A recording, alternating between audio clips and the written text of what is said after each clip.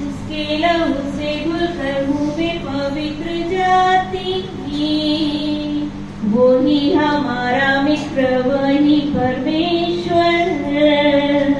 सिंहासन पर जो विराजमान है वो उस परमेश्वर की प्रजा है हम। आओ उसकी स्तुति करें एक साथ, हाथ उठा के। छोड़ेगा ना कभी हमारा हाथ, आओ उसकी स्तुति करें साथ। छोड़ेगा ना कभी हमारा हाथ, उसके लहू से धुलकर हुए पवित्र जाति, वो ही हमारा है मित्र, वही प्रभु। उसके लहू से धुलकर हुए पवित्र जाति, वो ही हमारा है मित्र, हमारा परमेश्वर। सिंहासन पर जो विराजमान है वो उस परमेश्वर की प्रजा है हम। आओ उसकी स्तुति करें साथ। छोड़ेगा ना कभी हमारा हाथ, वो उसकी स्तुति करें साथ। छोड़ेगा ना कभी हमारा हाथ। स्वर्ग और पृथ्वी के अधिकारी यीशु के नाम में इस स्थान पर हम आपके अनुग्रह से खड़े हैं, इसलिए हम आपका स्वागत करते हैं प्रभु, क्योंकि आप इस्राएल के सिंहासन, स्तुति के सिंहासन पर विराजमान रहने वाले पवित्र परमेश्वर हैं, इसलिए हम आपकी जय जयकार करते हैं। इस स्थान के बलवंत को हम पुनरुत्थान कर विजय यीशु के नाम में बांधते हैं और आपके उद्धार, सामर्थ, राज्य और मसीह के अधिकार को पुनरुत्थान कर विजय यीशु के नाम में इस स्थान के लिए खोल देते हैं। प्रभु आपके नाम को महिमा मिले यीशु के नाम में। प्रभु समझ की आंखें खोल दे ताकि आपकी व्यवस्था की अद्भुत बातें हर एक देखने पाए यीशु के नाम में। आमीन, आमीन, आमीन। मुझे बहुत खुशी है कि महिलाओं की संख्या बहुत ज्यादा है पुरुषों की अपेक्षा, और मैं आपको एक गुड न्यूज बताना चाहती हूँ। यदि आप भजन संहिता उसका 68 अध्याय, भजन संहिता उसका 68 अध्याय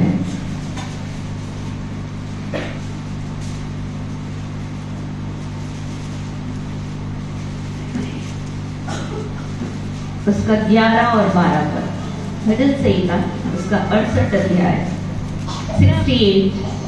प्रभु आज्ञा देता है तब शुभ समाचार सुनने वालियों की बड़ी सेना हो जाती है। यहाँ पर बोलता है कि प्रभु आज्ञा देता है ना, और शुभ समाचार सुनाने वालियों की एक बड़ी सेना इकट्ठी हो जाती है। और उसका अगला पद यदि आप पढ़ोगे तो उसमें बोलता है अपनी अपनी सेना समेत राजा भागे चले जाते हैं। मेरी बात आप ध्यान से सुनिएगा। जिस समय प्रभु आज्ञा देता है कि सुसमाचार सुनाने वालों की महिलाएं खड़ी हो जाती हैं, तो दुष्ट की ताकतें भागने लगती हैं। Hallelujah, hallelujah, hallelujah. दुष्ट की ताकतें भागने लगती हैं और उनकी जो बंधुए हैं वो किसके हाथ में आ जाते हैं? महिलाओं के हाथ में, सुसमाचार सुनाने वालियों के हाथ में आ जाते हैं। आपको खुशी नहीं होती सुन के? ये ताली बजाइए ना अपने परमेश्वर को। अगर आप जैसे लोग खड़े हो जाएं अपने परिवार के लिए, अपने घर के लिए, अपने घराने के लिए, अपने नगर के लिए, अपने गांव के लिए, तो आपको पता शैतान की कोई ताकत काम नहीं कर सकती। बंधुए छूट जाएंगे और सब कुछ आपके कंट्रोल में हो जाएगा। आपके इन द सेंस परमेश्वर के कंट्रोल में हो जाएगा। तो जब मैं आपके यहाँ आई, मुझे बहुत खुशी हुई, आप स्तुति कर रहे थे। पर ये विश्वास का एक पहलू है, एक भाग है, एक भाग है जो है आपका स्तुति और प्रार्थना है। दूसरा भाग जो है वो है वचन। और अभी अभी मैं न्यूज में देख रही थी, तो अर्जेंटीना एक जगह है विदेश की, और वहां पर का जो नदी है वो क्या हो गई है, लहू बन गई है, खून बन गया है। शायद आपने देखा होगा, रील्स में, गूगल्स में देखा होगा।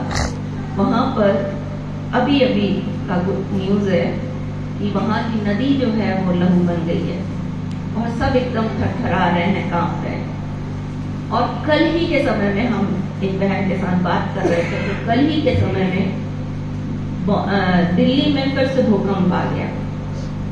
तो परमेश्वर का वचन इस बात को दिखाता है कि अंत के समय में भूकंप होंगे, भूंडोल होगा, जो ग्लेशियर्स है, जो हिम का जो पहाड़ है ना, बर्फ का जो पहाड़ है ना, वो पिघलते चले जा रहा है ना। और इसी कारण ग्लोबल वार्मिंग आ गई है, मतलब कि मौसम का परिवर्तन हो रहा है। देखो ना, फरवरी का महीना में इतना गर्मी चालू हो गया है। पहले मार्च में गर्मी थोड़ा आता था, है ना। फरवरी और जनवरी में क्या लगता था, ठंडी लगता था। पर अब समय सब कुछ बदल रहा है। ये बदल इसलिए रहा है क्योंकि प्रभु यीशु मसीह का आना बहुत निकट है। और आपको मैं बता दूं कि सब बोलते हैं प्रभु यीशु मसीह का आना बहुत निकट है, बहुत निकट है। बहुत सालों से ये चिल्लाया जा रहा है ना। पर मैं नहीं जानती कि आप मेरी बात समझ पाओगे या नहीं। प्रभु करे कि आप इस बात को समझ पाओ। एक व्यक्ति की उम्र 120 साल वर्ष होती है, 120 वर्ष जो परमेश्वर ने बांध दी है, ठीक है। और वो तो चला गया, 120 वर्ष जी के वो क्या हो गया, उसकी मृत्यु हो गई। वो प्रभु में सो गया। मान लीजिए वो प्रभु में है तो प्रभु में सो गया, और यदि नहीं है, प्रभु को नहीं जानता, तो उसकी मृत्यु हो गई। तो ऐसे समय में उसके लिए तो प्रभु यीशु मसीह क्या हो गए, आ गए, क्योंकि उसका न्याय तो जब तक वो जीवित है तब तक ही रहेगा। उसके बाद तो उसका कोई मतलब, क्योंकि मनुष्य का एक बार मरना और न्याय का होना निश्चित है, बोलता है बाइबल। मनुष्य का एक बार मरना, जानते हैं ना, निकालिए इब्रानियों की पुस्तक, उसका 10 अध्याय है, उसका 26 अध्याय।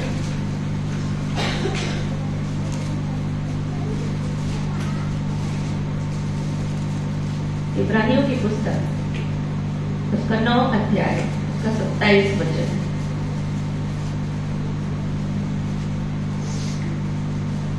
और जैसे मनुष्यों के लिए एक बार मरना और उसके बाद न्याय का होना नियुक्त है, मतलब एक ही बार है, जीवन एक ही बार मिलना है, तो एक ही बार मरना है और एक ही बार आपके पास जीवन है।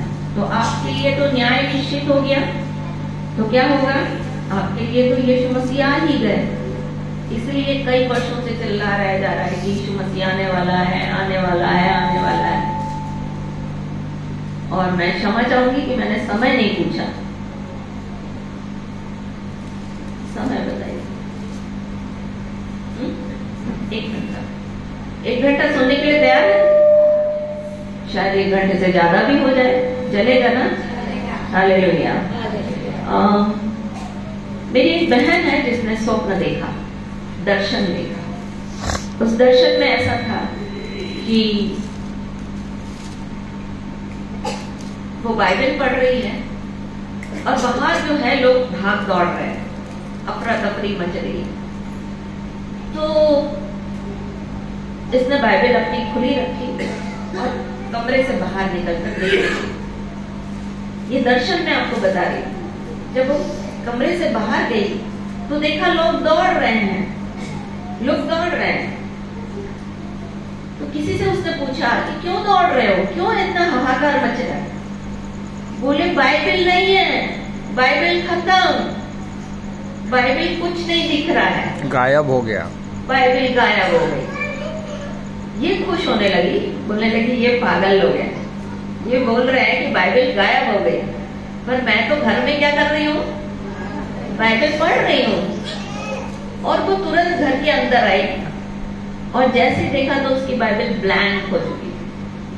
ब्लैंक समझते हैं, पूरा मिट चुका था, कुछ नहीं था, कुछ भी नहीं था। और ये बाइबल, फिर उसने सुबह उठ के मुझे फोन लगाया, मुझसे पूछा दीदी मैंने ये स्वप्न देखा, इसका क्या मतलब है? मैंने बोला अरे ये तो वचन में है, निकालो आमोस की पुस्तक, उसका 8 अध्याय, उसका 11 वचन।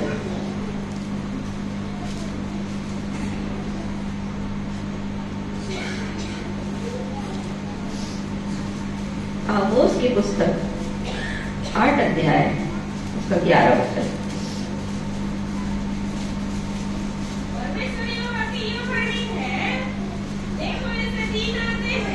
आप माइक ले लो ना, तो सबको सुनाई देगा। माइक ले लो, शायद बाहर भी कोई जाग रहा होगा तो उसको आवाज आ जाती है।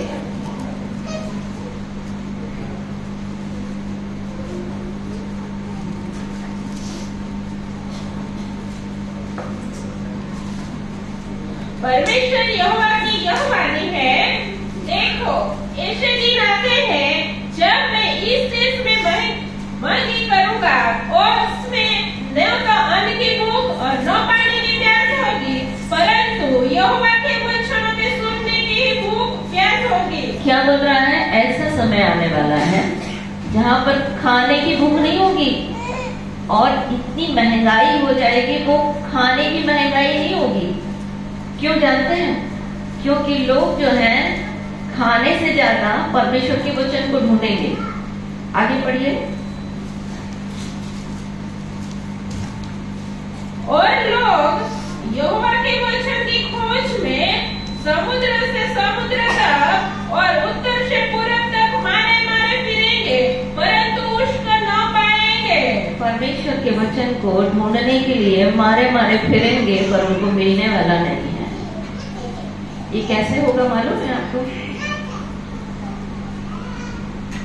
इसको अच्छे से यदि आप समझोगे तो परमेश्वर का वचन दिखाता है आज के सिनेरियो में उसको कैसे आप समझोगे। मोबाइल में एक ऐप आप डाउनलोड करते हो। मान लीजिए आपने बाइबल को डाउनलोड किया है, बाइबल ऐप में, पवित्र बाइबल के ऐप में आपने मोबाइल को डाउनलोड किया है। जहां से वो ऐप स्टार्ट हुआ है, जिस ऐप ने बनाया गया है, जब वहां से वो डिलीट हो जाएगा ना, तो पूरा मोबाइल में बाइबल ऐप की जितनी भी बाइबलें रहेंगी वो पूरी हो जाएंगी, क्या? ब्लैंक, डिलीट हो जाएंगी। मेरी बात समझ में आ रही है आप लोगों को? है ना? आजकल तो गांव-गांव में ही सब जानते हैं मोबाइल चलाना। तो डिलीट होना मतलब समझते हैं ना, सब कुछ साफ हो जाएगा, कुछ भी नहीं रहेगा। ऐसे ही आप इसको समझ सकते हो कि जिस दिन परमेश्वर इस वचन को उठा दे, ये सब कुछ ब्लैंक हो जाएगा, कुछ भी आपको दिखेगा नहीं, इसमें एक भी अक्षर नहीं रहेगा। कुछ समझ में आ रहा है? आपने 2 घंटे वचन गाना गाने में लगाए हैं, तो अभी 2 घंटा आपको वचन सुनने में लगाना पड़ेगा, क्योंकि महंगाई इतनी बढ़ जाएगी कि आपको वचन मिलने वाला नहीं है। तो समझ में आ रहा है? Hallelujah, hallelujah. और आप बोलोगे कि अरे हमारे पास तो पास्टर है, वो हमको वचन सुना देंगे, तो आपको उसके बारे में भी बता देंगे।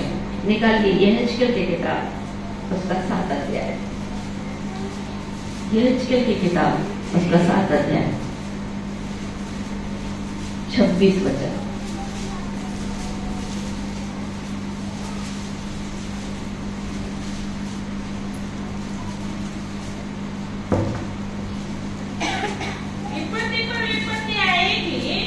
और उड़ती हुई चर्चा पर चर्चा सुनाई पड़ेगी और लोग भविष्य दर्शन की बात पूछेंगे, परंतु याजक के पास में व्यवस्था और पुराने के पास में सम्मति देने की शक्ति जाती रहेगी। लोग पूछेंगे, बोलेंगे भैया हम अपने याजकों के पास जाएंगे, वहां तो हमको मिल ही जाएगा कुछ, पर परमेश्वर का वचन बताता है कि उस समय आपके याजक, आपके पास्टर के पास इतनी शक्ति नहीं छोड़ेगा प्रभु कि वो आपको परमेश्वर के वचन के बारे में बता सके। तो आज वो समय है जब आपको परमेश्वर के वचन को अपने हृदय में और इधर मन में डालना पड़ेगा, क्योंकि आने वाले समय में ये मिलने वाला नहीं है।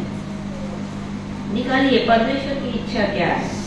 इब्रानियों की पुस्तक उसका 8 अध्याय 10 पद। इब्रानियों की पुस्तक उसका 8 अध्याय उसका 10 पद। आप जल्दी जल्दी निकालोगे तब तो मैं 1 घंटा में खत्म करूंगी, नहीं तो नहीं हो पाएगा खत्म। चलेगा ना? चलेगा? बैठोगे आप लोग?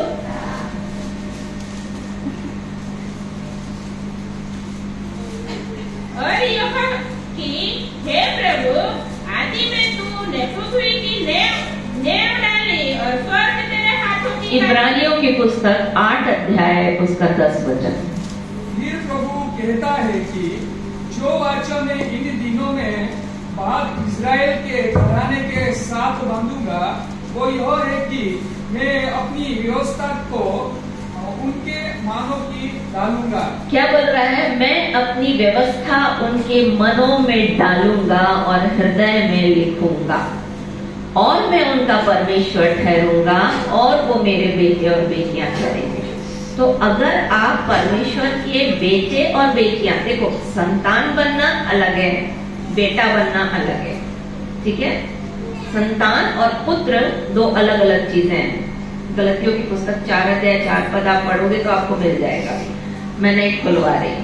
तो संतान बनना, जिस दिन आपने यीशु मसीह को अपना व्यक्तिगत उद्धारकर्ता करके ग्रहण किया, आप संतान बन गए, पर बेटा नहीं बने अभी।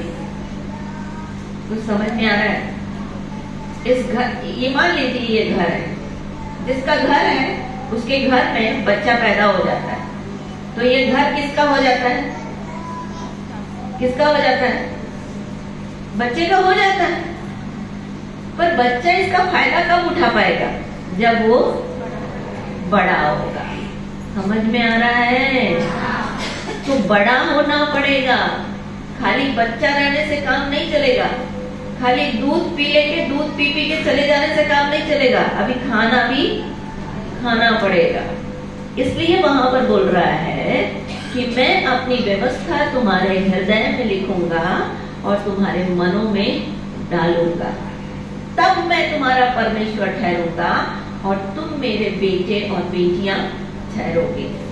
तो आपको यदि परमेश्वर ने जो आपके लिए रखा है, यदि उसका फायदा उठाना है, तो आपको क्या बनना पड़ेगा? क्या बनना पड़ेगा? बेटा और बेटी। समझ में आ रहा है? नहीं समझ में आएगा तो फिर से पूछना, फिर मैं बताऊंगी। मैं 1 घंटा में मैं अपना मैसेज खत्म कर दूंगी, मैं कुछ नहीं बोलूंगी, मैं यही समझा के चली जाऊंगी, क्योंकि मैं चाहती हूँ कि हर एक के हृदय में परमेश्वर का वचन जो है, जैसा परमेश्वर की इच्छा है, वो हर एक के अंदर बने। आपको पता, आप कलीसिया हो, ये बिल्डिंग कलीसिया नहीं है। कौन कलीसिया है? आप। यदि आप इब्रानियों की पुस्तक उसका 3 अध्याय 6 पद पढ़ोगे तो बोलता उसका घर कौन है? हम। कौन है? हम। तो हम परमेश्वर का घर है, हम परमेश्वर के मंदिर हैं। क्या तुम नहीं जानते कि तुम परमेश्वर का मंदिर हो? परमेश्वर का आत्मा तुम्हारे अंदर रहना चाहता है। तो हम है परमेश्वर का घर, हम है परमेश्वर का मंदिर, और उसका एक स्ट्रक्चर है। जैसे कि ये वाली रचना बनाई गई है, तब आप अंदर आकर के क्या किए हो? बैठे हो। तो वैसे ये वाला घर भी बनाना पड़ेगा, तब तो प्रभु आके रहेगा यहाँ। समझ रहे हो? और परमेश्वर कैसे रहता है? इसके द्वारा। किसके द्वारा रहता है? अपने वचन के द्वारा। क्या बोलता है? आदि में वचन था, वचन परमेश्वर के साथ था और वचन परमेश्वर था। ये वर्ड, ये शब्द ही क्या है? परमेश्वर है। यदि आप और मैं इसको आदर नहीं दे सकते, तो आप परमेश्वर को आदर नहीं दे रहे हो। तो समझ में आ रहा है? सबसे ज्यादा इसको पढ़ना है, ज्यादा समय। मैं अपने व्यक्तिगत जीवन के बारे में आपको गवाही दे रही हूँ, मैं ज्यादा समय इसको पढ़ती हूँ। मैं प्रार्थना चलते फिरते उठते बैठते करती हूँ। क्यों जानते हैं? क्योंकि खाना आप बैठ के खाते हो, पर सांस आप चलते फिरते लेते हो। सांस लेते हो ना, तो प्रार्थना क्या है? सांस। और भोजन क्या है? वचन, आत्मा के लिए। कल हम नितिन भाई के घर में चर्चा कर रहे थे, उनके छोटे छोटे बच्चे हैं, तो मैं उनको समझा रही थी। ये आत्मा आपको दिखती नहीं है, पर आप कौन हो? आत्मा हो। जैसे इस बहन का नाम क्या है आपका? अमिता। अमिता किसका नाम है पता? अमिता की आत्मा का नाम है। ये मैं कैसे बता रही हूँ? जब एक व्यक्ति मरता है, उसके घर वाले आते हैं उसको देखने के लिए, तो बोलते वो तो चला गया, बोलते हैं कि नहीं बोलते? पर वो तो वहीं पड़ा रहता है, उसका बॉडी, उसका शरीर पड़ा रहता है, पर उसका आत्मा उसको क्या कर देता है? छोड़ के चले जाता है। तो मान लीजिए अनिल नाम व्यक्ति है जो मर गया, तो बोलेंगे अनिल तो क्या हो गया? चला गया। मतलब अनिल किसका नाम है? उसकी आत्मा का नाम है। और ये आपको दिखती नहीं है, इसलिए आप और मैं उसकी कोई चिंता करते नहीं है। तो मैं कल बता रही थी नितिन भाई के घर में कि ये जो आत्मा है ना, इसका भोजन है कौन? ये निकालिए यूहन्ना की किताब, उसका 6 अध्याय 63 पर।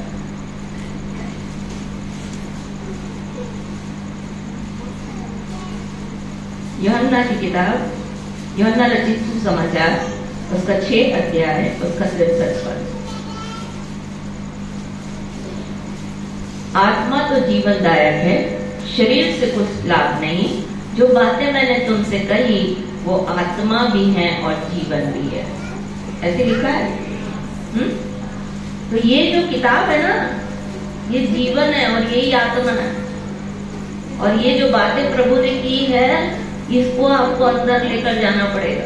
इसलिए बोलता वचन देहधारी हुआ, हम मनुष्यों के बीच में अनुग्रह और सच्चाई से परिपूर्ण होकर हम मनुष्यों के बीच में डेरा किया। हमने उसकी ऐसी महिमा देखी जैसे पिता के इकलौते पुत्र की महिमा। मतलब मैं पढ़ रही हूँ यूहन्ना रचित सुसमाचार, उसका 1 अध्याय, उसका 14 पद।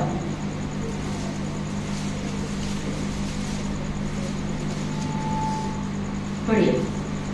और वचन देहधारी हुआ और अनुग्रह और सच्चाई से परिपूर्ण होकर हमारे बीच में डेरा किया, और हमने उसकी ऐसी महिमा देखी जैसे पिता के एकलौते की महिमा। तो यीशु कौन है? ये वचन जो मरियम के घर में क्या हुआ? डाला गया। तो ये वचन अगर आप यहाँ लेकर जाओगे और यहाँ रखोगे, तब कौन आपके पास आएगा? यीशु आपके पास आएगा। अगर इतना वचन है तो इतना यीशु है, इतना वचन है तो इतना यीशु है। अब आप बोलोगे मैं तो पढ़ी लिखी नहीं हूँ, तो कैसे होगा? कोई एक्सक्यूज नहीं है। मेरे यहाँ गांव में महिलाएं जो हैं, एक महिला के बारे में मैं आपको गवाही देती हूँ। वो इस किताब को लेकर ऐसे आती थी। मैं बुधवार को उसके यहाँ जाती थी भजन करने के लिए, तो ऐसे लेकर आती थी। एक दिन मैंने उससे पूछा तेजवली की मम्मी, आप तो पढ़े नहीं हो, फिर क्यों इसको लेकर आते हो ऐसे पकड़े? बोलती नहीं दीदी, एक दिन मैं पढ़ूंगी ना इसको, एक दिन मैं पढ़ूंगी। और जैसे जैसे मैं बोलती थी, जैसे मैंने बोला वचन देहधारी हुआ, वो मेरे पीछे पीछे बोलती थी वचन देहधारी हुआ, अनुग्रह और सच्चाई से परिपूर्ण होकर हमारे बीच में डेरा किया। हमने उसकी ऐसी महिमा देखी जैसे पिता के इकलौते की। वो मेरे पीछे पीछे दोहराती थी। उसकी इच्छा को देख करके उसके पति ने उसको अक्षर ज्ञान करा दिया, और आज वो बाइबल पढ़ती है। Hallelujah, hallelujah. जहाँ इच्छा तहाँ उपाय। अगर आपने इच्छा करनी है तो आपको उपाय होगा। और आपको मैं एक और खुशखबरी बता दूं, जब कोई अपंग रहता है ना, जिसका हाथ पैर नहीं, कुछ कोई अंग जो है वो कम नहीं होता, तो परमेश्वर उसका सिक्स सेंस है उसको ज्यादा एक्टिव कर देता है, ज्यादा वो क्रियाशील हो जाता है। ताकि वो जो उसकी कमी है उसको पूरा कर सके।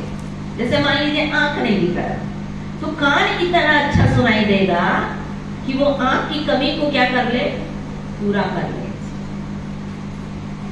समझ में आ रहा है? तो कोई एक्सक्यूज तो है ही नहीं। आपको परमेश्वर ने इतनी क्षमता दे रखी है कि आप परमेश्वर के वचन को किसी भी माध्यम से अंदर ले जा सकते हो, या तो सुनने के द्वारा से या तो पढ़ने के द्वारा से। आपको पता, प्रकाशित वाक्य उसका 1 अध्याय 3 पद, प्रकाशित वाक्य उसका 1 अध्याय 3 पद।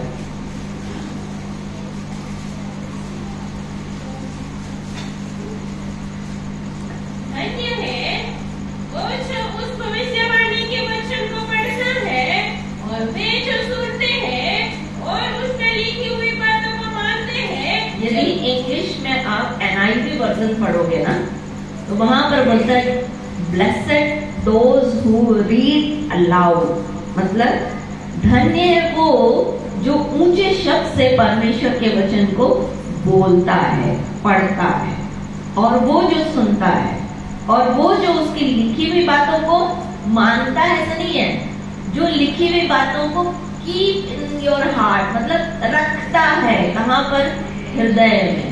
तो ये जो लिखी हुई बात को जो रखता है ना हृदय में, वो ब्लेसेड होता है। ब्लेसेड मतलब समझते, आशीष। आशीष समझते क्या? आशीष क्या होता है? हाथ दर्द हो रहा था तो ठीक हो गया तो आशीष मिल गया। घर में कार नहीं था, कार आ गया तो आशीष मिल गया। स्कूटर नहीं था तो स्कूटर मिल गया, आशीष आ गया। ये है आशीष। मैं लास्ट में आप सबके लिए प्रार्थना करूंगी। आप बीमार हो, मैं आपके लिए प्रार्थना करके जाऊंगी। देखना प्रभु कैसे आपको चंगा करेगा। और कई लोग तो अभी चंगे हो जाएंगे क्योंकि ध्यान से परमेश्वर के वचन को सुनेंगे। ये चंगाई करता है। समझ में आ रहा है? तो मुख्य है आपकी आत्मिक चीजें, आत्मिक बातें। इसलिए बोलता है कि स्वर्गीय वस्तु क्या बोलता है, निकल इफिसियों की पुस्तक उसका 1 अध्याय 3 पद, इफिसियों की पुस्तक, इफिसियों की पत्री उसका 1 अध्याय 3 पद।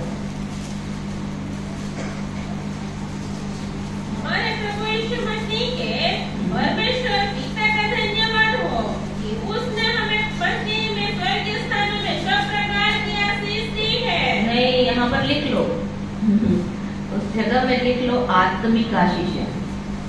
नया वर्जन जो नया ट्रांसलेट होके आया है, आपके बाइबल में लिखा है भैया, आपके में लिखा है आत्मिक आशीष है। किसके में लिखा है? मेरे में लिखा है, आपके में लिखा है, लिखा है? पढ़िए तो पढ़िए। આપણા પ્રભુ ખ્રિસ્તનો દેવ તથા બાપ સ્તુત્ય હો તેને સ્વર્ગીય સ્થાનોમાં દરેક આત્મિક આશીર્વાદથી આપણને ખ્રિસ્તમાં આશ્રય મળે છે। मतलब सबसे महत्वपूर्ण क्या है आपके जीवन में? आत्मिक रूप से आशीष आना। आत्मिक आशीष क्या है? जो आत्मा है यदि मजबूत हो जाएगी तो शरीर ज्यादा दिन चलेगा। यदि आप नीति वचन उसका 18 अध्याय, नीति वचन उसका 18 अध्याय 14 पद पढ़िए तो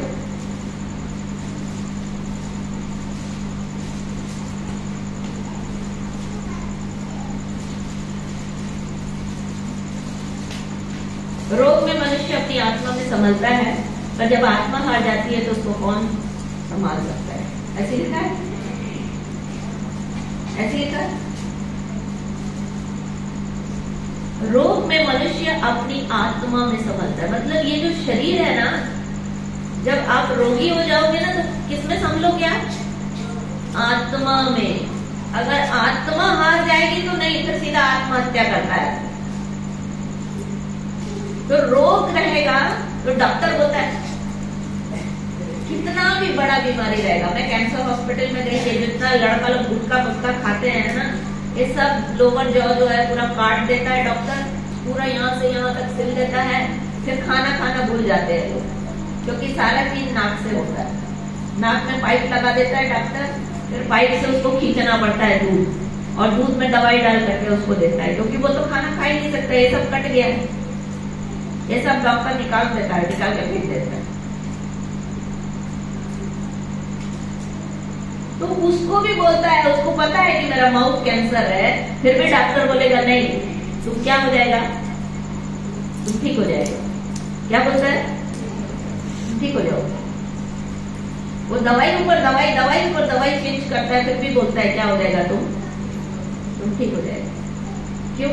आपको आत्मा में बल देता है, आत्मा में बल देता है। इसलिए बाइबल बोलती है रोग में मनुष्य अपनी आत्मा में समझता है, पर जब आत्मा हार जाती है तो उसको कौन संभाल सकता है? अगर आत्मा आपकी शरीर में नहीं रहेगी तो शरीर का कोई वैल्यू नहीं है, कितना भी सगा होगा आप उसको बाहर निकाल दोगे तुरंत। एक दिन रखोगे मरचुरी में, 2 दिन रखोगे उसको बर्फ में, तीसरे दिन बोलोगे जाओ भैया, जलाना होगा तो जलाओगे, गड़ाना होगा तो गड़ाओगे। पर आप उसको रखने वाले, वो कितना भी आपका क्लोज क्यों ना हो, कितना भी आपका सगा संबंधी क्यों ना हो, तब भी आप उसको क्या करोगे? बाहर कर दोगे। समझ में आ रहा है? आइए अपन क्वेश्चन में जाएंगे। तो महत्वपूर्ण क्या है? आत्मिक आशीष, और महत्वपूर्ण है आपकी आत्मा, और महत्वपूर्ण है आपका परमेश्वर के वचन को सुनना, हृदय में लेकर जाना, और परमेश्वर के वचन को जोर से पढ़ना। यदि आपको बेटा बनना है, यदि आपको बेटी बनना है, तो आपको आना पड़ेगा। निकालिए मेरे साथ मत्ती रचित सुसमाचार उसका 8 अध्याय। एक छोटा सा भाग है, मैं उसको थोड़ा आपको दिखाना चाहती हूँ। जितना हमारे पास समय बचेगा अपन इसको देखेंगे। 3 पुस्तक यीशु मसीह के चेलों के द्वारा लिखी गई, 4 पुस्तक यीशु मसीह के सुसमाचार की, उसमें ये जो वर्णन मैं आपको दिखाने जा रही हूँ, मत्ती रचित सुसमाचार उसका 8 अध्याय 22 वचन से पढ़िए, 27 वचन, 23 वचन से 27 वचन। जब वो नाव पर चढ़ा तो उसके चेले उसके पीछे हो लिए, और देखो झील में एक ऐसा बड़ा तूफान उठा कि नाव लहरों से ढकने लगी और वो सो रहा था। तब चेलों के पास आकर उसने जगाया और कहा, हे प्रभु, हमें बचा और नष्ट हुए जाते हैं। उसने उससे कहा, हे अल्प विश्वासियों, क्या डरते हो? तो उसने उठाकर आंधी और पानी को डांटा और सब शांत हो गया, और वे अचंभा करके कहने लगे, यो कैसा मनुष्य है कि आंधी और पानी भी उसकी आज्ञा मानते हैं। प्रभु है, प्रभु बन गया, चेले हैं, 3.5 साल में 3 साल के बीच कुछ दिन तक ये प्रभु यीशु मसीह के साथ चल रहे हैं। जान गए कि ये प्रभु है, क्योंकि उन्होंने बहुत सारे आश्चर्य कर्म को देख लिया।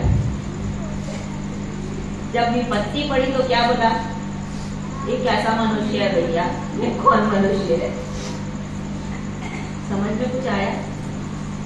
हो सकता है आप प्रभु बोल के यीशु मसीह के पास आ गया, पर जरूरी नहीं है कि आप अभी तक समझ पाए हैं कि यीशु कौन है।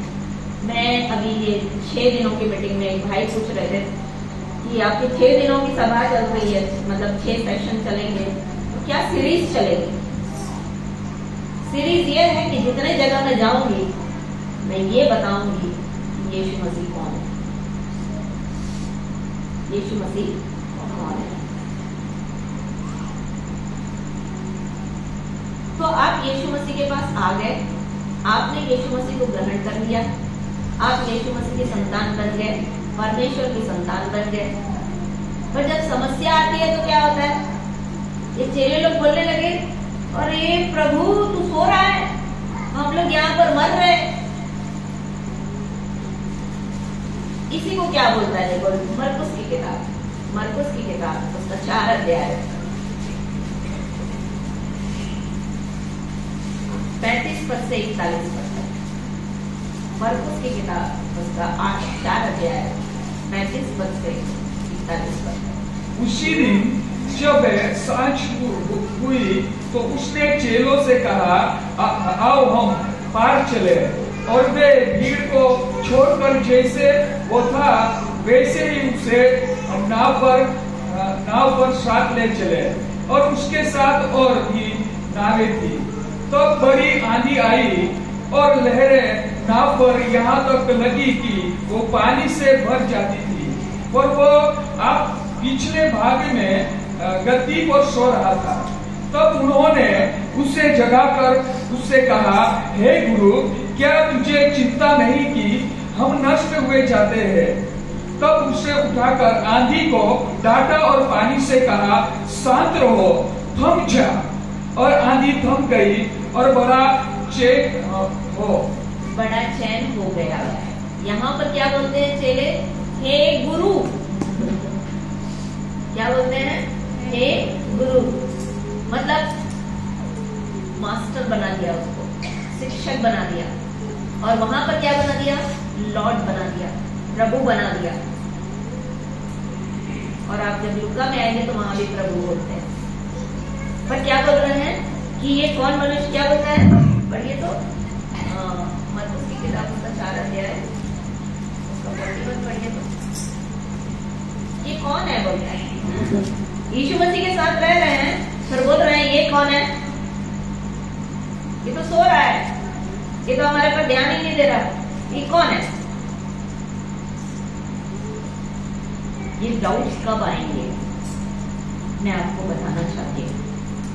जब आप यीशु के साथ चलते हो सकता है कि वो आपका लॉर्ड बन गया है, हो सकता है वो आपका प्रभु बन गया, हो सकता है वो आपका गुरु बनकर आप उसकी शिक्षा ले रहे हो, क्योंकि हमारा प्रभु ठीक ठीक काम करना सिखाता और बताता है। यदि आप यशायाह की किताब उसका 26 अध्याय उसका 28 वचन पढ़ेंगे तो बोलता है तुम्हारा परमेश्वर तुम्हें ठीक ठीक काम करना सिखाता और बताता है। यदि 26 अध्याय 23 पर अय्यूब की पुस्तक को पढ़ेंगे तो वहां पर बोलता है उसके समान हमारा शिक्षक कौन है। फिर यूहन्ना 13:13 में पढ़ेंगे तो बोलता है कि यीशु प्रभु बोलते हैं कि तुम ठीक करते हो जो मुझे गुरु और प्रभु बोलते हो, क्योंकि मैं हूं। तो यहाँ पर चेले जो है वो यीशु को प्रभु भी स्वीकार कर लिया, गुरु भी स्वीकार कर लिया, पर जब आंधी आने लगी, पानी आने लगा तो क्या हो गए? डर गए। क्यों यह आंधी और पानी आता है? यदि आप निकालोगे मेरे साथ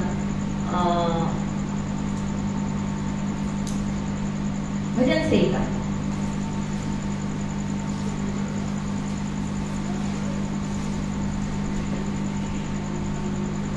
उसका 63, भजन संहिता उसका 63 वर्स 15।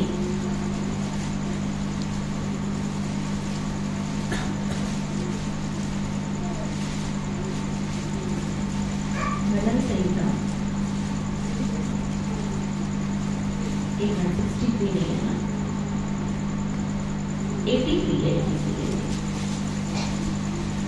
भजन संहिता उसका 83 उसका 15। उन्हें अपनी आंधी से भगा दे और अपने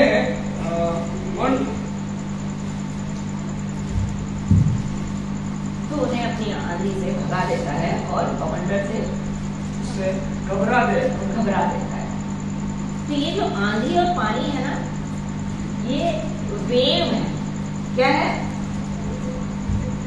विंड और वेव, मतलब हवा और तरंगे है। क्या है? हवा और लहरें। मैं आपको एक इंसिडेंट बताती हूँ। हम लोग कोची गए। कोची में वहां पर बहुत बड़ा समुद्र है, तो हम लोग पानी में घूमने गए, समुद्र में बैठ गए। और उस दिन ऐसा हुआ कि लहरें बहुत उठने लगी, एकदम जोर जोर से लहरें उठने लगी। तो उस बोट में मैं थी, ये थे और एक चलाने वाला था, 3 लोग थे। और जब इतनी वेव उठने लगी तो मुझे तो तैरना नहीं आता, इनको तैरना आता है, तो ये तो मजे से थे और मुझे लग रहा था डर। तो मैंने बोला भैया मुझे वापस ले चलो, तो मुझे वापस ले चलो। और वो बोलता नहीं सिस्टर आप डरो मत, कुछ नहीं होगा, आपको पानी कुछ नहीं करेगा, केवल वेव जो है वो आपके ऊपर आ रही है, आपको कुछ नहीं होगा। मैंने बोला नहीं, मुझे वापस लेके चलो, मुझे नहीं रहना। फिर धीरे से उसने बोला मैं भी यीशु का हूं। मैंने बोला तब रहेगा तो कुछ नहीं होगा। और फिर हम घूम के आ गए। Hallelujah, hallelujah. तो यीशु साथ है तो वेव्स आती हैं और तरंगे आती हैं, मतलब विंड आता है। तो मैं आज के दिन आपको बताना चाहती हूँ कि ये हवा और ये तरंगे क्या है। यदि आप अय्यूब की किताब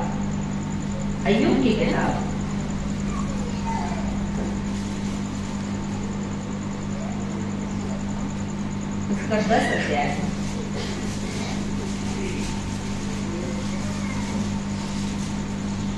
नौ पद पढ़िए तो। अय्यूब की किताब सॉरी 9 अध्याय और उसका 8 पद। वो आकाश मंडल को अकेले ताने में है उसकी, और समुद्र की ऊंची ऊंची लहरों पर क्या करता है, वो चलता है। इसलिए यीशु मसीह पानी पर चला। यीशु मसीह पानी पर चला क्योंकि परमेश्वरी गुण था उसके पास। मैं वो आपको बताऊंगी, पर पहले मैं आपको बताना चाहती हूँ कि ये समुद्र क्या है, ये लहरें क्या है। निकालिए मेरे साथ इसी अध्याय का, यदि आप पीछे आओगे फुट नोट में 9 का 8 में नीचे पढ़ोगे तो क्या लिखता है, देखो छोटे छोटे अक्षर में। इब्रानी भाषा का ट्रांसलेशन है, इब्रानी भाषा का ट्रांसलेशन है। आपके बाइबल में लिखा है समुद्री राक्षस जो पीठ को कुचल डालता है। और उसका 13 पद बोलता है कि वह रहब है, एक कल्पित समुद्री राक्षस जो गड़बड़ी और बुराई को व्यक्त करता है। तो ये जो समुद्र की लहरें हैं ये क्या है, बुराई और काल्पनिक रूप में ये बुराई और गड़बड़ी को दर्शाता है। हमारे जीवन में जब बुराई और गड़बड़ी आती है तो प्रभु साइलेंट है, पर प्रभु शांत बैठा है, और हम क्या हो जाते हैं, हम बोलते हैं प्रभु तू कौन है, प्रभु हमारे जीवन में कुछ हो नहीं रहा है, हम समस्या में पड़े, समस्या को हम खुद लेकर आते हैं। पर हम बोलते हैं क्या कि प्रभु तू कौन है, तू कहाँ गया, तू पीछे बैठ के सो रहा है चुपचाप, तुमको पता नहीं हम लोग यहाँ पानी में डूब रहे हैं, हमारे घर में इतनी समस्या आ गई, सुन नहीं रहा, तू देख नहीं रहा। तो ये रहब क्या है, इसको मैं क्यों आपको बता रही हूँ कि बुराई और समझ। निकालिए मेरे साथ भजन संहिता उसका 80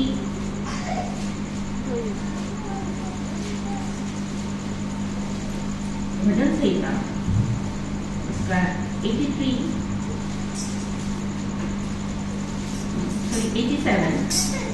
verse 4 87:4।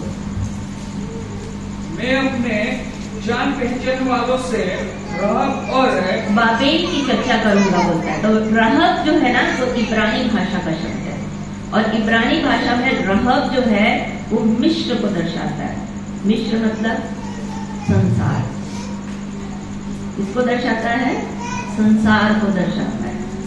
तो जब जब हम संसार में जाएंगे ना, हमारे जीवन में लहरें चलेंगी, विंड आएंगे। विंड कल के दिन मैं बताऊंगी विंड क्या होता है। विंड मतलब ये एक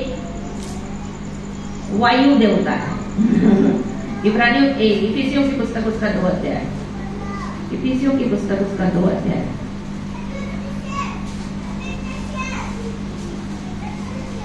इफिसियों की पुस्तक उसका 2 अध्याय, उसका 2 पद। इफिसियों की पुस्तक उसका 2 अध्याय 2 पद। इनमें तो पढ़िए इस संसार की रीति पर और आकाश के अधिकार के हाकिम अर्थात उस आत्मा के अनुसार चलते थे जब अब भी आज्ञा न मानने वालों में कार्य करता है। क्या बोलता है, अब भी आज्ञा न मानने वालों में काम करता है। कौन? आकाश का अंधकार का हाकिम। और क्या बोलता है, आकाश का हाकिम ना, वहां पर प्रिंस ऑफ एयर, इंग्लिश में लिखता है Prince of air. Prince of air मतलब वायु का राजकुमार, वायु का देवता। और ये वायु के देवता पर परमेश्वर का कंट्रोल है। ये आज के दिन भारत देश में बहुत ज्यादा इसका प्रकोप चल रहा है सब जगह। और ये शक्ति जो है, इससे आपको जय पाना है तो आपके पास विश्वास होना है। और विश्वास कैसे आएगा? विश्वास कैसे आएगा? बोलिए ना, डरिए मत, बोलिए। हाँ बोलिए, सही बोल रही हैं, बोलिए। वचन सुनने के द्वारा। निकालिए रोमियो की पत्री उसका 10 अध्याय 17 वचन।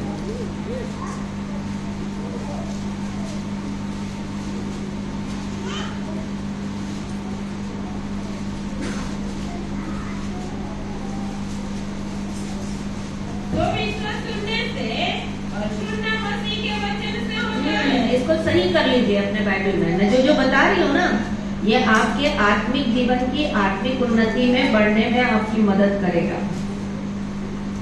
लिख लीजिए, विश्वास सुनते रहने से और सुनते रहना मसीह के वचन से होता है। इंग्लिश में बोलता है, faith comes by hearing, hearing by the word of God. विश्वास सुनते रहने से, सुनते रहने से, सुनने से नहीं। एक बार सुनने से काम नहीं चलेगा, लगातार इसको आपको क्या करना पड़ेगा? सुनना पड़ेगा। जितना ज्यादा आप परमेश्वर के वचन को सुनेंगे, उतना आप जानेंगे कि वो प्रभु कौन है, वो गुरु कौन है, जो आपके जीवन को क्या सिखाना चाहता है। मैं इस पुस्तक से, इस भाग से मैं आपको एक बात दिखाना चाहती हूँ। भजन संहिता उसका 107 अध्याय, भजन संहिता उसका 107 अध्याय।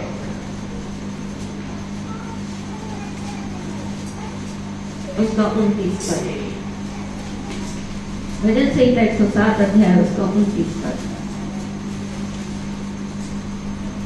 वह आंधी को थाम देता है और तरंगे बैठ जाती है। क्या बोलता है? आंधी को थाम देता है और तरंगे क्या हो जाती हैं? बैठ जाती है। क्या हो जाती हैं? बैठ जाती हैं। वहां पर बोलता है राक्षस के सिर को वो कुचल देगा, राक्षस के पीठ को वो मारेगा। तो जब आप परमेश्वर के वचन के अनुसार चलने के लिए परमेश्वर के वचन को हृदय में रखेंगी, मनों में डालेंगी, तो शैतान की कोई ताकत आपके जीवन में काम नहीं कर सकती। क्योंकि आपके जीवन में जो भी परेशानी आ रही है, उसका कंट्रोल किसके हाथ में है? नियंत्रण किसके हाथ में? बोलिए ना, किसके हाथ में? हाँ? प्रभु के हाथ में है। क्योंकि वो आंधी को क्या कर सकता है? शांत कर सकता है। और तरंगों को क्या करता है? शांत कर सकता है। आंधी और पानी दोनों उसके कंट्रोल में। तो समझ में आ रहा है? हाँ? तो आपके जीवन की कितनी भी बड़ी समस्या क्यों ना हो, अगर परमेश्वर का वचन आपके साथ है तो आपको वो अल्प विश्वास में आने नहीं देगा। आप परमेश्वर के, एक जगह लिखता है डेड फेथ। डेड फेथ मतलब मरा हुआ फेथ, विश्वास। इसी को ट्रांसलेशन आप पढ़ेंगे, NIV, एम्प्लीफाइड बाइबल अलग अलग में पढ़ेंगे, तो वहां पर बोलता है कि क्या तुम्हारा विश्वास मरा हुआ है जो तुमको समझ में नहीं आ रहा है कि मैं आंधी और पानी को थाम रखने की, डांटने की ताकत रखता हूं। तो ये सब चीजें किसके कंट्रोल में है? प्रभु के कंट्रोल में है, यीशु के कंट्रोल में है। और जब आप परमेश्वर के कंट्रोल में आ जाओगे तो सारी चीजें परमेश्वर के द्वारा आपके जीवन में कंट्रोल कर दी जाएंगी। आप संसार और शरीर में ज्यादा भागोगे नहीं। मैं शुरुआत मैंने की कि शरीर महत्वपूर्ण नहीं है, आत्मा महत्वपूर्ण है। और हमको किसकी ओर देखना है ज्यादा समय? आप सुबह से ब्रश करते हो, खाना खाते हो, नहाते हो, धोते हो, जो करते हो, ज्यादा समय किसमें लगाते हो? कितना टाइम बाइबल पढ़ते हो? कितना टाइम आप ये शरीर के काम करते हो? आत्मा के लिए कितना भोजन तैयार करते हो? कितना देते हो? सुबह का खाना बनाने के लिए मैं अपने पतिदेव को बोलती हूँ कि खाना बनाने में मुझे 4 घंटे लगते हैं, खाने में 15 मिनट लगता है। ऐसा है कि नहीं? सुबह से उठ के खाना बनाना पड़ता है। खाने वाला कितने मिनट में खा लेता है? हाँ? कितने मिनट में खा लेते हो? 10 मिनट में खा लेते हैं। और इसके लिए मेहनत कितनी करनी पड़ती है? 4 घंटे। तो इस भोजन को खाने के लिए कितना घंटा लगेगा? कुछ समझ में आ रहा है? इसके लिए भी आपको समय देना पड़ेगा। जब तक आप इसके लिए समय नहीं दोगे, आपके जीवन में पूर्ण छुटकारा आने वाला नहीं है। मैं नहीं जानती कि मैं फिर दोबारा आऊं कि ना आऊं, पर मैं इतना जानती हूँ कि आप परमेश्वर के वचन को अपने हृदय में रख लोगी तो आपके जीवन की हर एक समस्या, हर एक आंधी पानी का नियंत्रण किसके हाथ में होगा? यीशु के हाथ में होगा। कोई भी बात आपको यहाँ से हिला, इसलिए तो होता है, क्या तुम नहीं जानते कि तुम परमेश्वर का मंदिर हो? हम परमेश्वर की कलीसिया हैं। और इसलिए यीशु मसीह ने मत्ती रचित सुसमाचार उसका 16 अध्याय उसका 17 पद में क्या बोलता है? पढ़ो। मत्ती रचित सुसमाचार उसका 16 और 17 पद पढ़िए।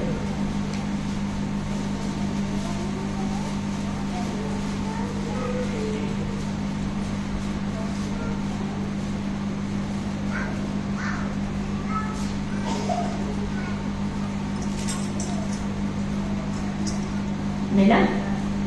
पढ़िए। मैं इस पत्थर पर अपनी कलीसिया बनाऊंगा। मैं कहता हूं कि तू पतरस है और मैं इस पत्थर पर अपनी कलीसिया बनाऊंगा। नेक्स्ट वर्स बोलता है, और अधोलोक के फाटक उस पर प्रबल न होंगे।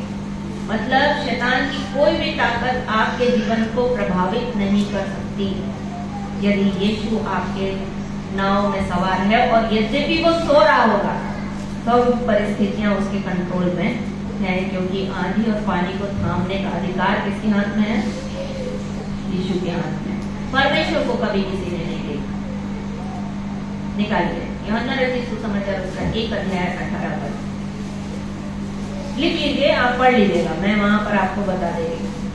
परमेश्वर को किसी ने कभी नहीं देखा, परंतु उसके इकलौते पुत्र ने जो पिता की गोद में है उसे प्रकट कर दिया। तो ये सब इंसिडेंट्स आपके जीवन में, ये सब परिस्थितियां परमेश्वर अलाउ करता है ताकि आप और मैं ये जाने कि परमेश्वर कौन है। इसलिए भजन से 107 अध्याय जब आपने खोला उसका 26 वचन तो बोलता है, वो आंधी और पानी को क्या करता है? आंधी को थमा देता है, लहरों को क्या कर देता है? थाम देता है। तो आंधी और पानी को थामने की ताकत किसके हाथ में है? परमेश्वर के हाथ में है। और इसीलिए यीशु मसीह ने, चेलों को पता था कि हम पार जाने वाले हैं। यीशु मसीह को पता था कि हम पार जाने वाले हैं, चेलों को भी पता था कि हम पार जाने वाले हैं, इसलिए यीशु के साथ नाव में बैठे थे। पर रास्ते में क्या हो गया? आंधी आ गया। और जब आंधी आ गया तो वो डर गए। वो ये भूल गए कि वो जो लॉर्ड, वो जो प्रभु और वो जो स्वामी, वो जो गुरु हमारे साथ है, उसके पास परमेश्वर की ताकत है। परमेश्वर की ताकत है। सो प्रभु आज के दिन हमारी सहायता करे कि हम इस बात को समझें कि हमारे जीवन की हर एक परिस्थितियों में प्रभु जो है वो क्या है? हमारे साथ है। हम लोग बोलते हैं परमेश्वर हमारे साथ है। इमैनुएल मतलब यीशु। यीशु का नाम का अर्थ होता है इमैनुएल। इमैनुएल का मतलब होता है परमेश्वर हमारे साथ। पर कैसे होगा? इसके द्वारा होगा। इसके द्वारा होगा। कितने लोग पढ़े हैं? आप बताओ, कितने लोग पढ़े हैं? कितने लोग नहीं पढ़े? आप सब पढ़े हो तो सभी को पढ़े होंगे, तो कोई ऐसा है ही नहीं कि नहीं पढ़े, है ना?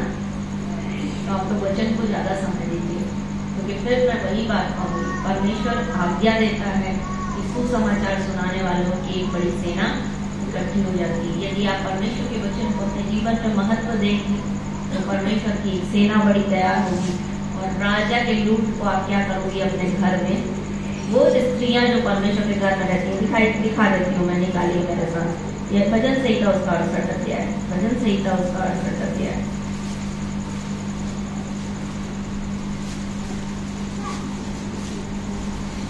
ग्यारह और 12 पर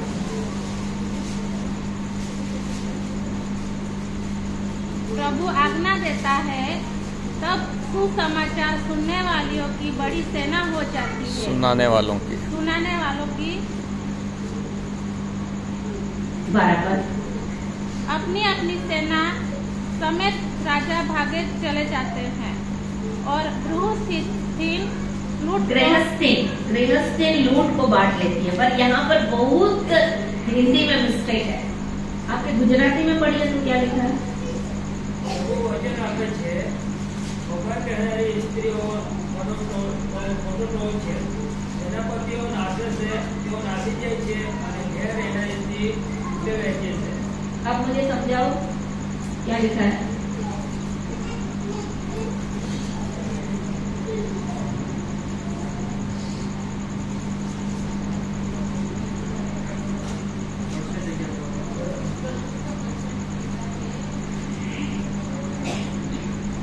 मैं इंग्लिश में आपको पढ़ के सुना रही हूँ, ठीक है? वहां पर बोलता है गृहस्थ लूट बांट लेती है, गृहस्थी लूट बांट लेती है ना? गृहस्थी लूट बांट लेती है, ऐसा लिखा है ना? तो इंग्लिश में लिखता है द वुमेन एट होम, मतलब जो घर में रहती हैं वो उस लूट को बांट लेती है, ऐसे लिखा है। आपका गुजराती में ट्रांसलेशन बहुत अच्छा है। तो जो घर में रहती है वो क्या कर लेती है? वो लूट को क्या कर लेती है? बांट लेती है। राजा लोग भाग जाएंगे। राजा कौन है? शैतान की ताकत। जब परमेश्वर की स्त्री, परमेश्वर के लिए जब परमेश्वर वचन सुन देगा और स्त्रियां जो हैं वो परमेश्वर के वचन को लेकर खड़ी होंगी तो राजा क्या हो जाएंगे? भाग जाएंगे। और राजा जो बंधुआ बांध के रखे हैं, ठीक है, जो शैतानी ताकतों में बंधे हुए लोग हैं उसको छोड़कर भाग जाएगा। तो ये जो घर में रहती है स्त्रियां, घर में रहती कौन? परमेश्वर के वचन को लेकर के घर में रहती हैं, वो क्या करेंगी? उस लूट को बांट लेगी। मैंने अपने जीवन में देखा। मैं एक गवाही बता करके आपको समाप्त करूंगी। शुरुआती दिनों में जो प्रभु मेरे से व्यवहार कर रहा था, मैं वचन पढ़ रही थी, वचन पढ़ रही थी, वचन पढ़ रही थी, वचन पढ़ रही थी, और मुझे नहीं मालूम था कि मैं वचन पढ़ूंगी तो मेरे जीवन में इतना काम होगा। मैंने कभी सोचा नहीं था। मैं केवल वचन पढ़ती थी। मैं खाना बनाती थी तो मेरे टेबल में वचन रहता था। जब मैं किचन में होती थी तो मेरे पास वचन होता था। जब मैं झाड़ू लगाती थी तो मेरे पास वचन होता था। जब मैं पोछा लगाती थी तब मेरे पास वचन होता था। मतलब हर समय मैं परमेश्वर के वचन को अपने साथ लेकर चलती थी। आपको पता फिर कैसे प्रभु ने इतने अद्भुत काम शुरू किए वहां पर उस वचन के द्वारा कि मुझे खुद भी नहीं पता कैसे बीमार चंगे होते, कोढ़ी शुद्ध होते, दुष्टात्माएं निकलती, मुर्दे जीते, ये मुझे नहीं पता था। पर अपने आप प्रभु ने इस वचन के द्वारा करना शुरू किया। आज हजारों लोग प्रभु के पास आ गए। हजारों लोग दुष्टात्माओं से छूट गए। मैं जूम चलाती हूँ। जूम मीटिंग में मैं किसी से मिली नहीं हूँ। बहुत सारे लोग हैं जो मिली नहीं हूँ, उसमें लोग जुड़ते हैं। उसका एक उदाहरण मैं आपको बताती हूँ। वचन सुनने के द्वारा एक भाई है जिसको पैरालिसिस हो गया था। पैरालिसिस समझते? लकवा मार दिया। उसका पैर नहीं चलता था, उसका मुंह बोल नहीं सकता था। बस एक प्रार्थना किया, प्रभु यीशु मेरे पापों को अपने लहू से धो दीजिए, मेरे जीवन में आइए। और उसका मुंह खुल गया, वो बोलने लगा। मैंने कभी उसको देखा नहीं, उसने मुझे कभी कैमरा में दिखाया नहीं कि वो चल नहीं सकता। वो केवल क्या करता था? बोलना उसका शुरू हो गया था। एक साइड पूरा क्या हो गया था? लकवा उसको मार दिया था। एक दिन उसने गवाही दी, बोले दीदी मैं 10 किलोमीटर साइकिल चला के आ रहा हूँ। मैंने बोला 10 किलोमीटर चला के आ रहा है तो कौन सी बड़ी बात है, बढ़िया है 10 किलोमीटर चलाना। तो आपको पता है मेरा पैर नहीं चलता था। मेरे को लकवा जो मारा था ना मुंह में, वो मेरा पैर में मार दिया था, मेरा पैर नहीं चलता था। और आज परमेश्वर के वचन के द्वारा मैंने 10 किलोमीटर साइकिल चला कर आया हूँ। हालेलुया, ताली बजाइए ना अपने परमेश्वर को। मैं हर जगह एक चीज बोल के जाती हूँ, जब नीचे ताली बजती है तो सामान्य लोगों के लिए, और जब ऊपर ताली बजती है तो राजाओं के राजा और प्रभुओं के प्रभु के लिए। तो जोर से ताली हालेलुया, हालेलुया। आइए मैं आप लोगों के लिए प्रार्थना करूंगी। खड़े हुए कौन कौन निर्णय लेता है कि हम वचन को पढ़ेंगे? पढ़ोगे वचन? आपसे बोल रही हूँ, पढ़ोगे वचन? आप लोगों से बोल रही हूँ, पढ़ोगे वचन? हैं? ऐसे हाँ बोलने से नहीं होगा, खड़े हो जाओ, प्रभु से बोलो कि मुझे वचन पढ़ना है।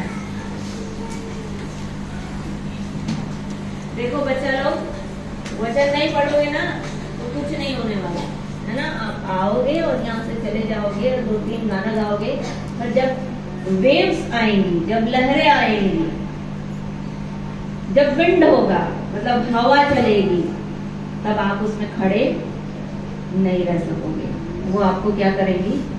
डुबा देगी। पर यदि आपके पास परमेश्वर का वचन है तो परिस्थिति कितनी भी बुरी क्यों ना हो जाए, ये वचन आपको गिरने नहीं देगा।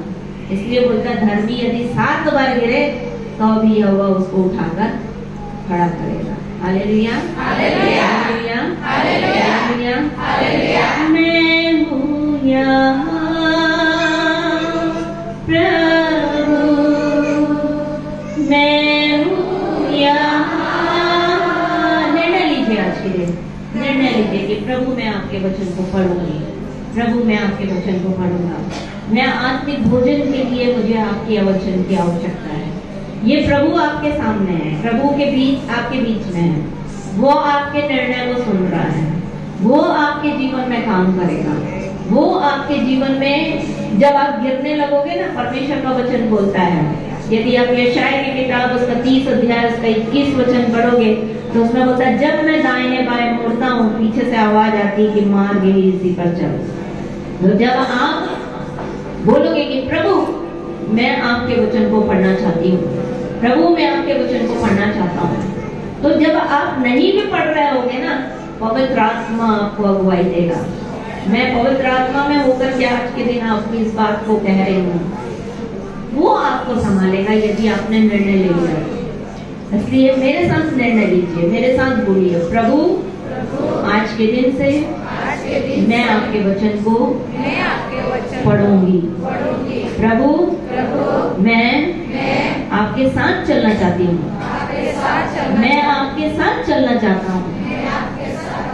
मेरे जीवन में पवित्र आत्मा मदद करिए, सहायता करिए, यीशु के नाम में, यीशु के नाम में, यीशु के नाम में। मैं हूँ यहाँ प्रभु, मैं हूँ यहाँ,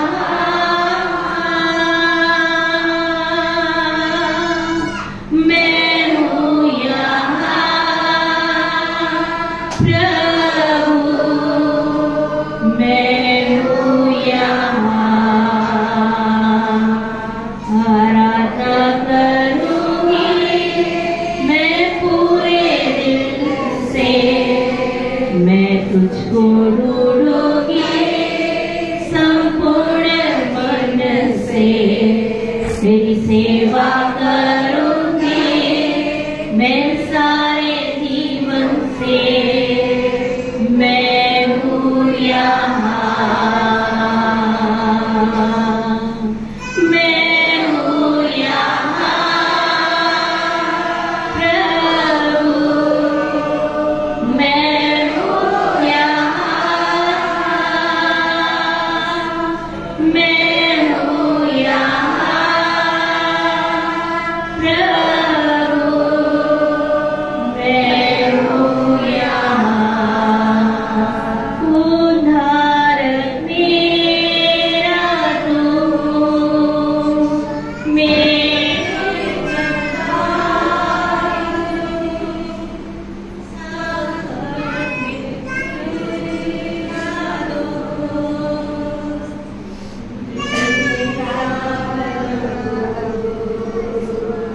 आराधना करूंगी मैं सारे दिलों से,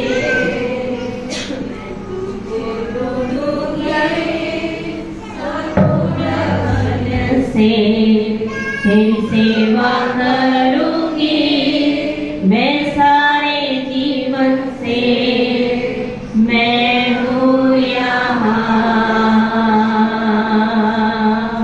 मैं हूँ यहाँ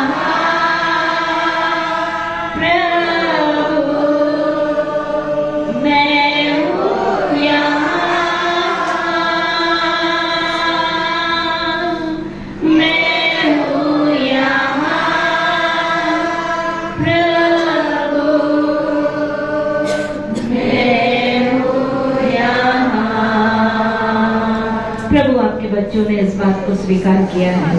आज के दिन आपके वचन को सुनकर इन्होंने स्वीकार किया है। पवित्र आत्मा आए, पवित्र आत्मा आए और अपनी उपस्थिति में लेकर चले। पवित्र आत्मा आए और अपनी उपस्थिति में लेकर चले, ताकि प्रभु आपके लोग चंगे हो जाए।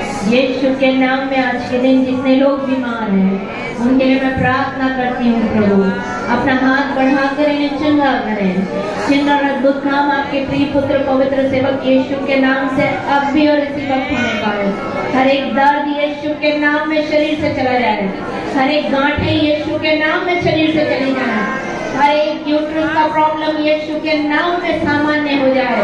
वो यीशु के नाम में बीपी की समस्या जाती जाए, वो यीशु के नाम में शुगर निकल जाए शरीर से, वो यीशु के नाम में ट्यूमर निकल जाए शरीर से, वो यीशु के नाम में हर एक गांठें निकल जाए, आंखें यीशु के नाम में चंगी हो जाए, वो कान यीशु के नाम में खुल जाए, वो मिर्गी की समस्या यीशु के नाम में जाती रहे, मिर्गी का रोग यीशु के नाम में जाता रहे। हाँ, हर एक गठिया यीशु के नाम में चला जाए, शरीर का हर एक अंग यीशु के नाम में चंगा हो जाए, शैतानी ताकतें बहनों और भाइयों को छोड़कर निकल जाए। वो यीशु के नाम में शैतान की ताकतों को हम आज्ञा देते हैं। आज के दिन से हर एक डिस्टर्बिंग करने वाली स्पिरिट जो इन्हें आपके वचन को पढ़ने से रोकती है प्रभु, उसे मैं पुनरुत्थित और विजय यीशु के नाम में बांधती हूँ और आज्ञा देती हूँ कि आज के दिन से ये लोग आपके वचन को पढ़ने के लिए स्वतंत्र कर दिए जाए। वो आपका वचन इनके हृदय में लिखा जाए, वो आपका वचन इनके मनों में डाला जाए, ताकि ये परिवार के परिवार और इनका घराना यीशु के नाम में यीशु के पास आ जाए। हर एक बहन के पति के लिए प्रार्थना करते हैं प्रभु, जो नशे में डूबे हो जाते हैं, वो यीशु के नाम में नशे की आत्मा को आज्ञा देते हैं। वो पुनरुत्थान का विजय यीशु के नाम में नशे की आत्मा इनके जीवन को छोड़कर चली जाए। पति पत्नी यीशु के नाम में आपकी महिमा करने के लिए तैयार किए जाए। वो हर एक का घराना आप में हो जाए। वो हर एक जवान बेटियों के लिए प्रार्थना करते हैं, पाप से बचाए प्रभु जी। हर एक जवान बेटे के लिए प्रार्थना करते हैं, पाप से बचाए प्रभु जी। हर एक परिवारों पर आपका छुटकारा प्रकट हो। हर एक बुजुर्ग यीशु के नाम में चंगा हो जाए, हर एक बुजुर्ग यीशु के नाम में चंगा हो जाए। दमे का रोगी यीशु के नाम में चंगा हो जाए, अस्थमैटिक यीशु के नाम में जाता रहे। वो पवित्र आत्मा अपने अद्भुत अनुग्रह को प्रकट करे।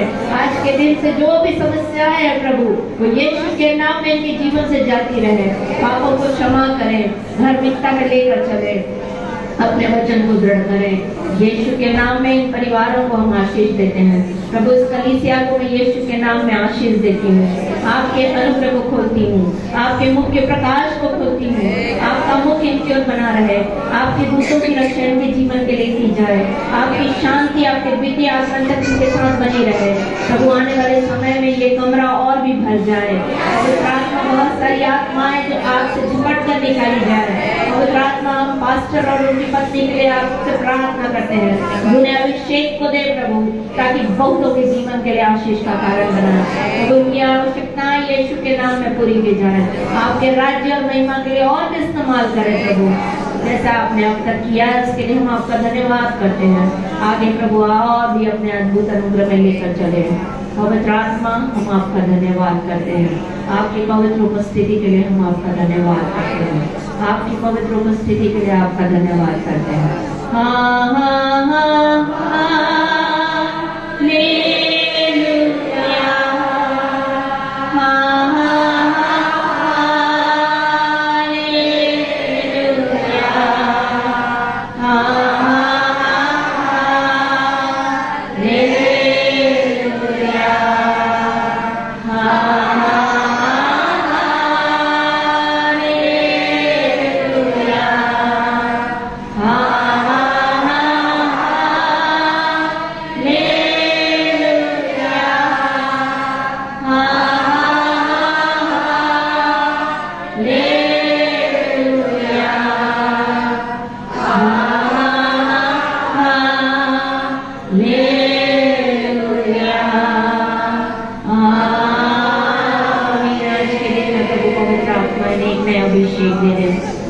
Yesu Dora Lavara Namala Karia Tatari, Yelabeshike, Nukulavara Pusakia Tatarava, O Naveshike, the Tulavara Pushiku, the Pulavara, Prabhu Yesu के नाम में हर एक को एक नया अभिषेक दे दे। पवित्र आत्मा ये ऐसे खाली ना जाए। प्रभु पवित्र आत्मा अपने एक स्पर्श से न भर दे। आपने अपने वचन से भरा है प्रभु, मैं आपका धन्यवाद करती हूँ। अब अपनी आत्मा से भी न भर दे। पवित्र आत्मा एक नया अभिषेक इनके जीवन में दे दे, ताकि आपका राज्य बढ़े, आपकी इच्छा पूरी और आपका नाम पवित्र माना जाए। यीशु के नाम में मांगते हैं, आमीन आमीन आमीन। हालेलुया।